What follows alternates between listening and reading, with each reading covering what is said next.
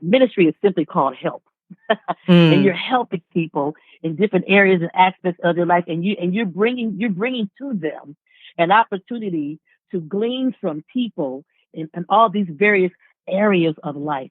Whether it's in the music, whether it's in finance, what all the people that you bring to your podcast, you are lending your platform to get this wisdom out into the airwaves, the internet sphere.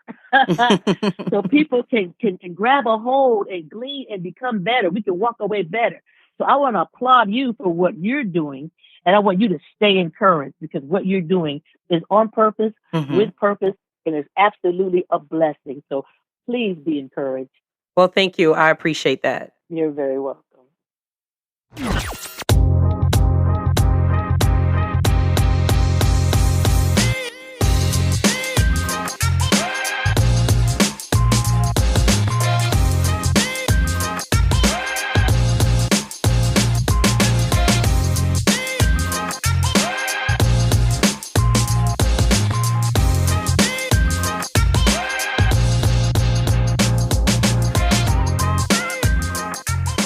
Hey there, and welcome to Talking Smack Intellectually.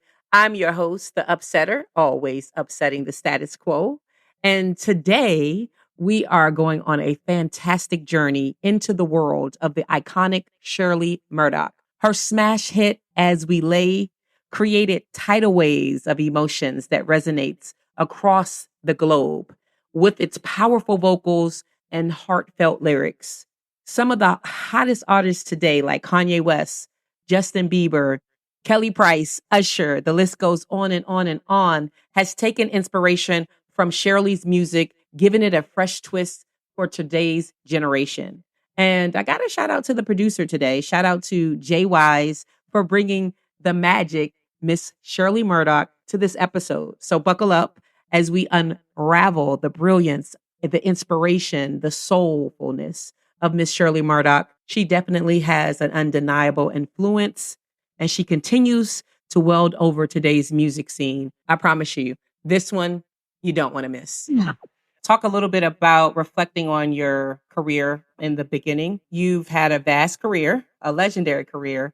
And what initially drew you to music? How did you navigate and transition from gospel music to R&B? Well, I think I came out of the womb singing, as far back as I can remember, being a little kid growing up in Toledo. I've always loved music and always been able to sing. So I recognized at a very early age that it was absolutely a gift from God. And just watching the response from people when I would sing, I could see they would feel something. They would say, I got goosebumps, or, you inspired me. So I know that gift came from God. So I always wanted to use this gift to do exactly that, to bring a smile to people's face, to help them be inspired, to just enjoy. I enjoy listening to the music growing up in Toledo. I was like, just right down I-75 from Detroit, Motown. So all of those Motown artists, Smokey Robinson, The Temptations, Gladys Knight and the Pips. I listened to so much music growing up. There was always music in the house. But when I gave my life to the Lord at a very early age, I thought that was the purpose. Now I have purpose for this gift that I have, thinking it was just going to be gospel music. But unfortunately, I sang in my church choir. I sang all over Toledo. I would go to Detroit with Dr. Maddie Moss Clark. Would have Twinkie Clark give me a call to come sing at the midnight musicals. So I did concerts all around in that tri-state area. But and I had opportunities to sing R&B, but I kept turning it down, thinking, I'm supposed to sing gospel. But finally, I just said, well, God, why is this the only door that's opening? When I met Roger Troutman, I told him thank you, but no thank you. I said, why is this the only door that's opening for me? And I just realized that no matter where you are, whether I worked for Ocean Jewelers in Toledo where I grew up, or J.C. Penney's, that where I worked had nothing to do with my relationship with God.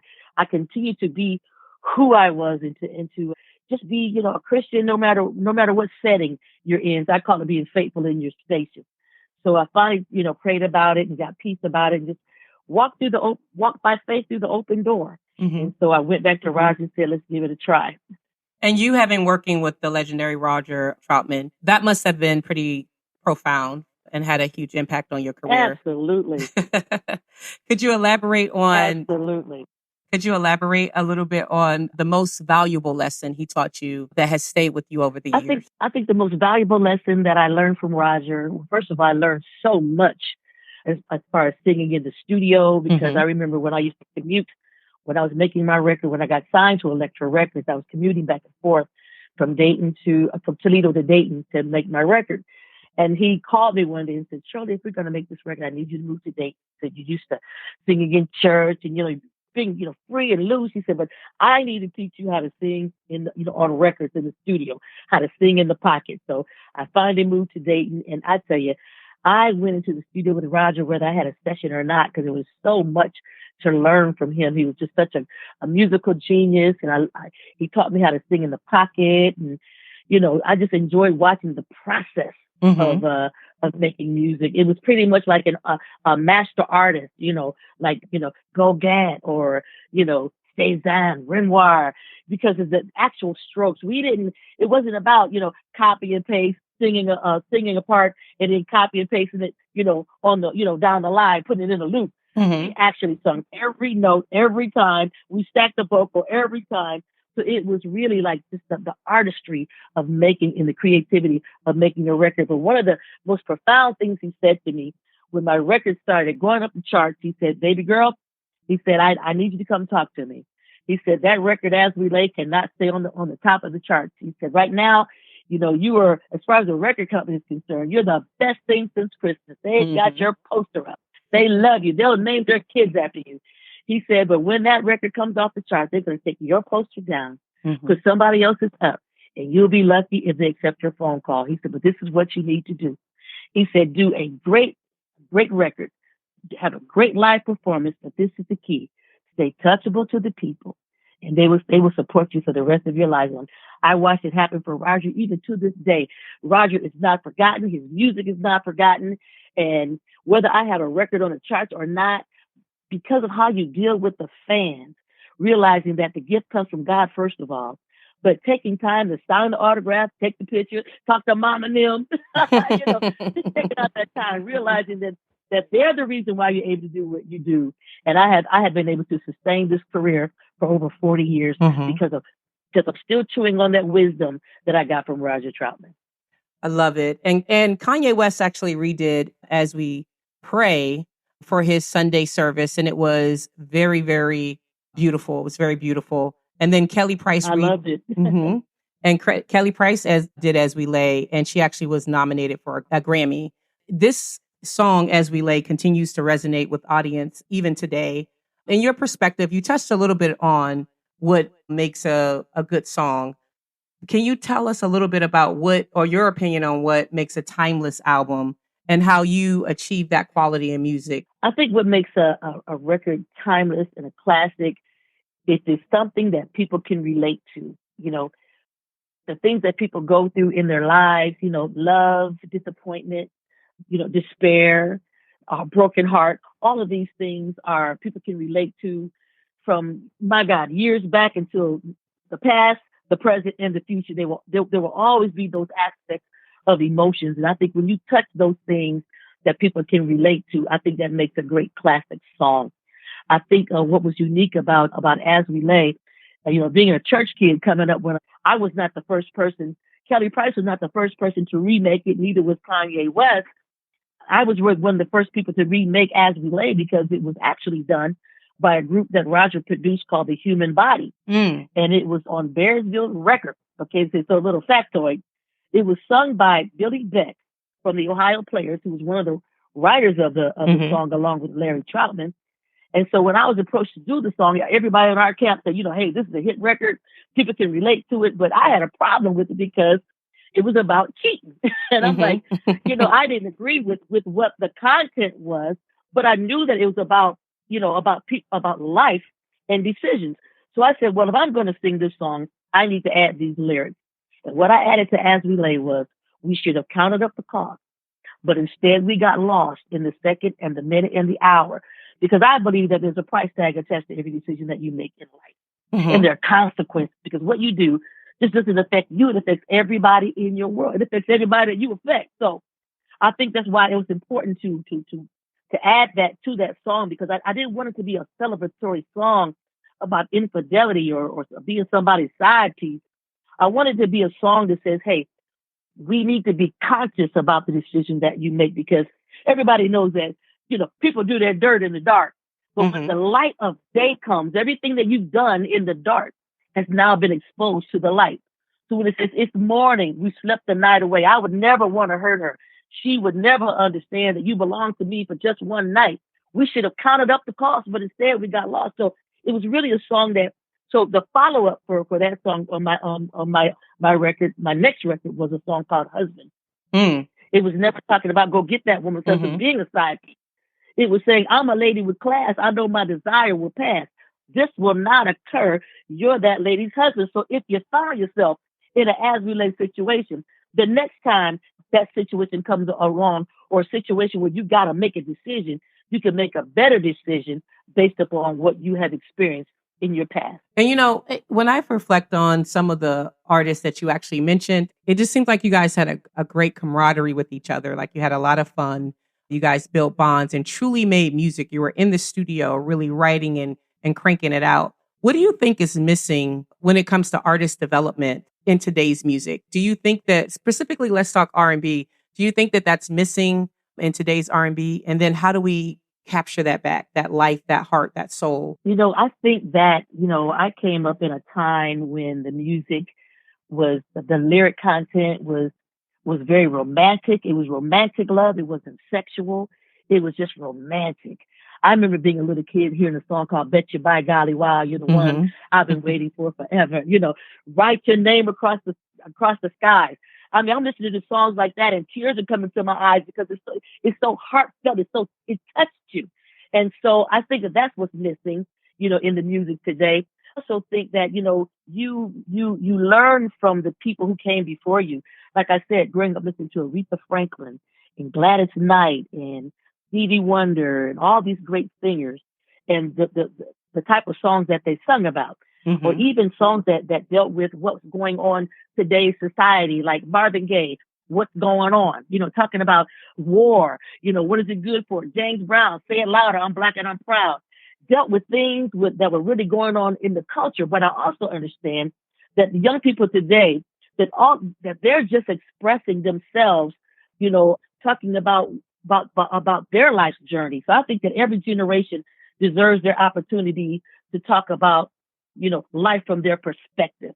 So I give them room to do that. But as a songwriter and as a lyricist, I also know the power of words. The Bible tells us that the power of life and death is in the tongue. So I think we really need to be responsible for what we're putting out there. I think that the lyrics of your song should bring about more togetherness, more unity, not calling women out of their name, or degrading somebody. So I think we need to be mindful of that, because we're teaching the next generation, about what works. So when, I saw what worked, by coming out of the concert, I saw, Aretha Franklin, Gladys Knight, I saw Diana Ross coming out in these beautiful gowns, being, really making themselves up to look beautiful, really classy. So I came up under that era, and that's who I mimicked. But I think that some of what's going on with the young people today is because if you look at life like a relay race, when you pass the baton to the next generation, you have to still hold on to it, because if you don't hold on to it, somebody could drop the baton. I think it's important that we reach out and still share some of the things, like some of the wisdom that Roger Troutman taught me. When I come across some of the youngsters, I try to share some of that information to help them to have some longevity, in their life and in their career. I think it's important to say, hey, let your talent speak for itself. Your gift will make room for you and bring you before great men. I can only, express what I've experienced, but I think some of it's our fault, because I think that we didn't encourage them. I think that we didn't hold on to them enough to pass some of that information on so that they could keep it going. Does that make sense at all? Absolutely. Absolutely. And you've named a lot of the greats. Do you think that you've worked with all the artists that you desired to work with? And if not, who are some artists from back in the Wise days that you would have liked to work with? Well, I've had a chance to meet a lot of my heroes. I've met Gladys Knight. I've met Mhm. Aretha Franklin. I've met Stevie Wonder. I've toured with the late great Luther Vandross. Mhm. Watching him on stage. Just being able to glean from these great artists how they perform, how they would approach the song, how they would approach the music. Luther would always say, "Just like the record," and the people would holler. They would scream because they enjoy being able to hear the live performance, just like the way they learn to love the record. And so that's another thing that I glean from them. I think for the young people today, I would say to them, you know, that again, your gift will make room for you. I Mhm. think it's so important to let them know, to encourage them. I think if you don't, if you approach them, you ain't got no business doing that, or y'all ain't this, or y'all ain't that, then they don't have any respect for what it is that we have to say if we don't show that we have respect for what they're doing and respect for what they've gone through and what they're going through.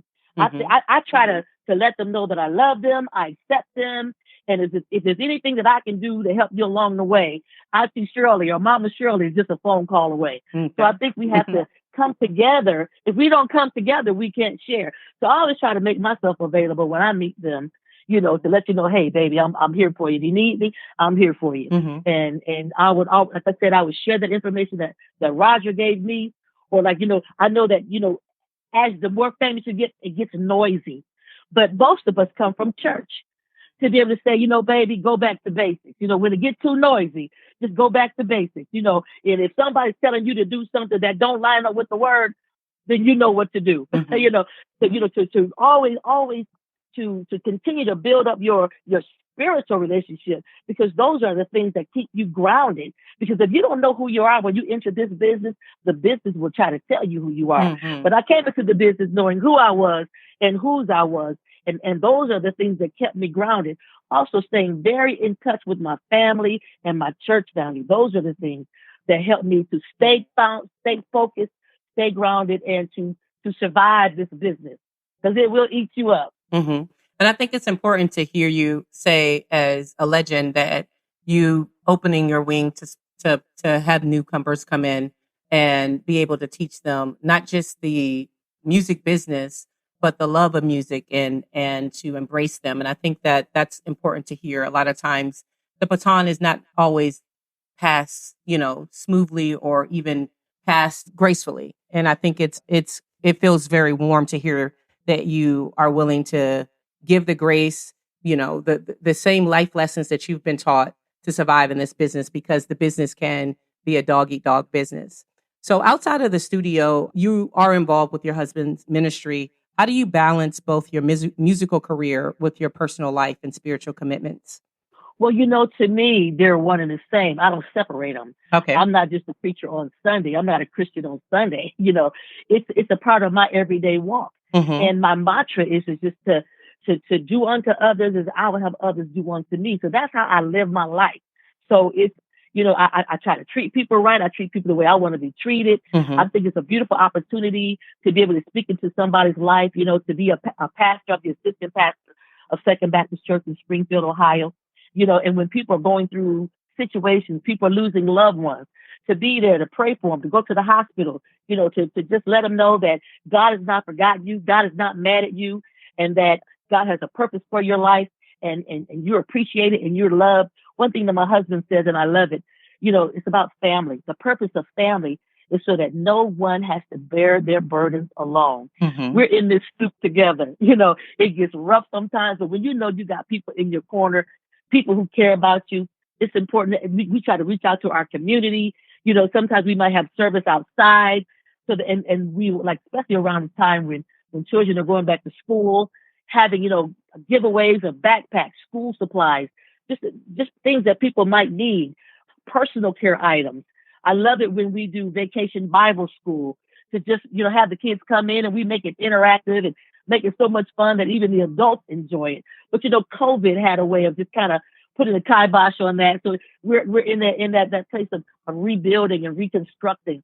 But it's a wonderful opportunity, like I said, to affect the community, because I think when you can affect your home life, as being a mother, balancing that, trying to teach we have a son who's getting ready to get his master's degree in clinical mental health psychology at Wright State University, and and teaching him, and that even though we're in ministry, it's so important to let your kid know that they are important too. Mm-hmm. To not go outside the home and care about everybody else where you drop the ball at home.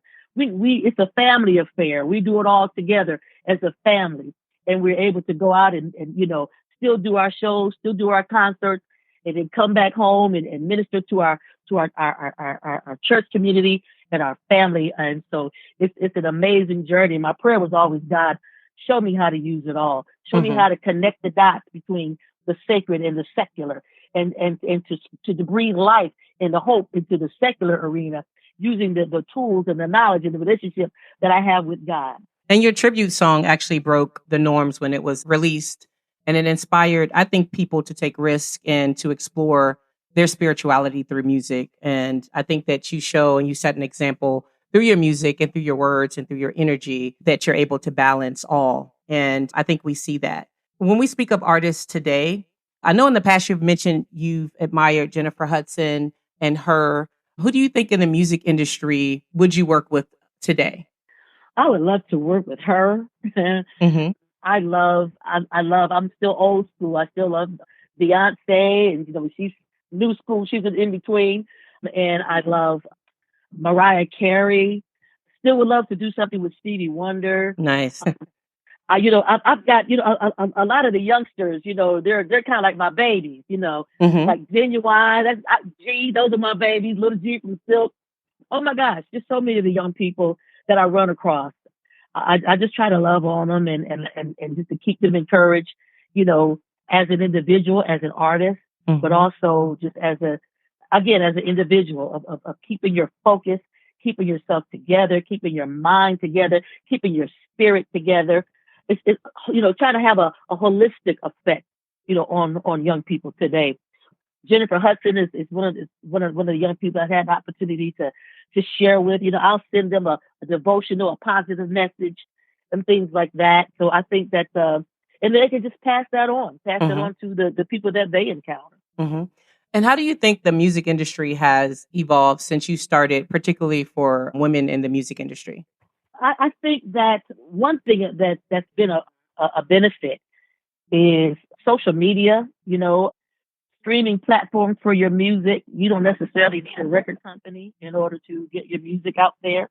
There's more opportunity to get music out there now than it was when I came up. We definitely had to depend on that machine, but you can, you got young people that are, putting out their own videos, creating their music, having their own YouTube channels, all of these things on social media, Instagram, all these reels, TikTok, all of these are mediums that you can get your music out there, which wasn't available for us Mm-hmm. when I was coming up. We're talking like in the 1980s, but there's all kind of ways that people can get their music out there. But I would just say you definitely want to be mindful. You want to. I would always encourage you to be positive. To Mm-hmm. leave a positive taste in somebody's mouth. To let that music be something that's going to help somebody. I have a song that I wrote called "I Love Me Better Than That," Mm. and it was on my gospel album. But it wasn't just for gospel; it was a world message dealing with. I wrote it because of people going through domestic violence, Mm-hmm. or people having to make choices. Of anytime something is being abused, any abuse is misuse. Right. Realizing that we're fearfully and wonderfully made, and you don't want to let somebody stop you from being the person that you were created to be. The lyric says, "I love me better than that, than to lay here and cry or to stay here and die. Mm. I'm going to get my life back. I know I made my mistakes, but it's never too late. I want my joy back. I want my peace back. I want my dreams back. I want my hopes back.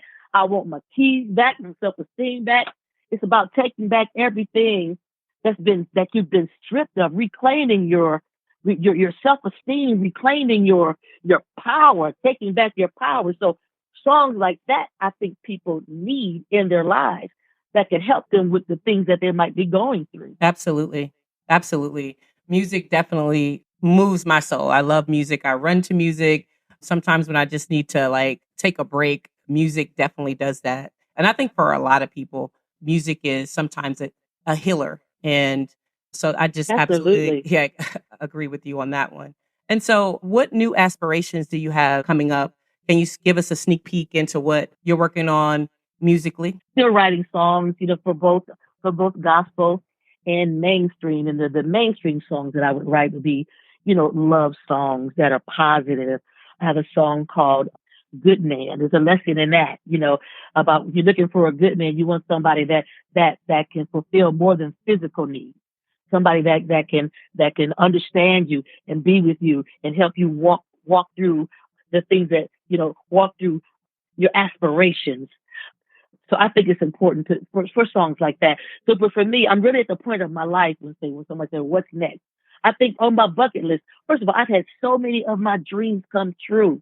Whether it's being a recording artist, mainstream recording artist, being able to be a gospel recording artist, to minister positive songs to help you in your spiritual walk, but and to be able to do movies and television and things like that.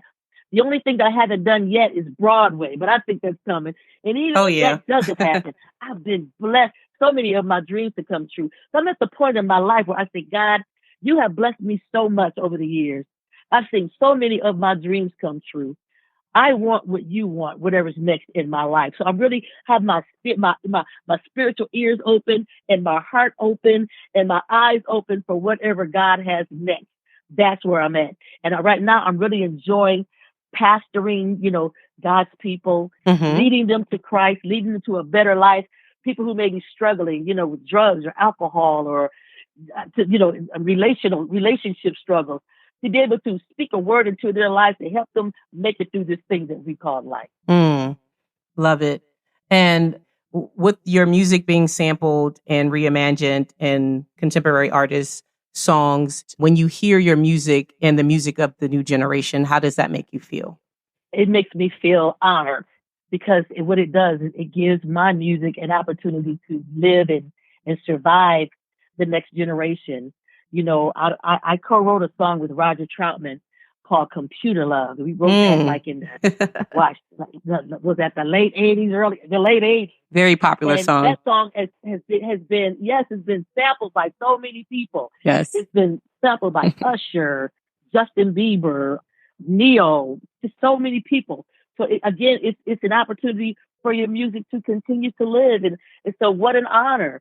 What an honor that they would go back and get this music and find some value and say, this is still relevant today. So it's a huge honor.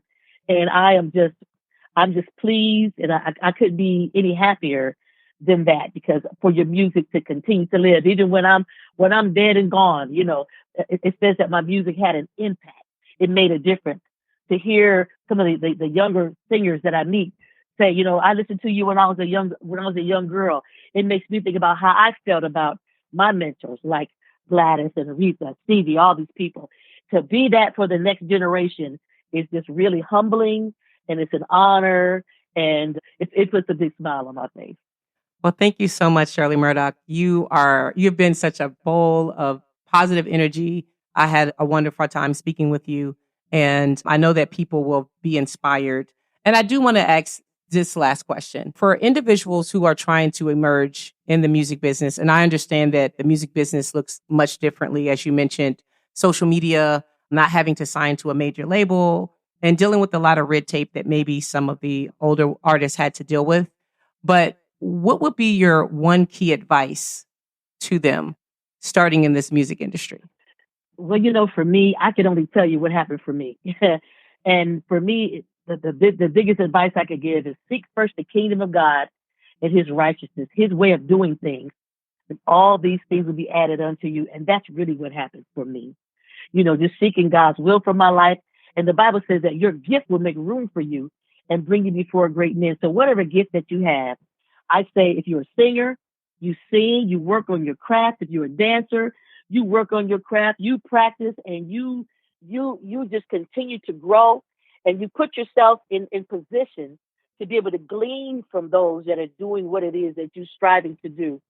And so when opportunity knocks, you will be ready.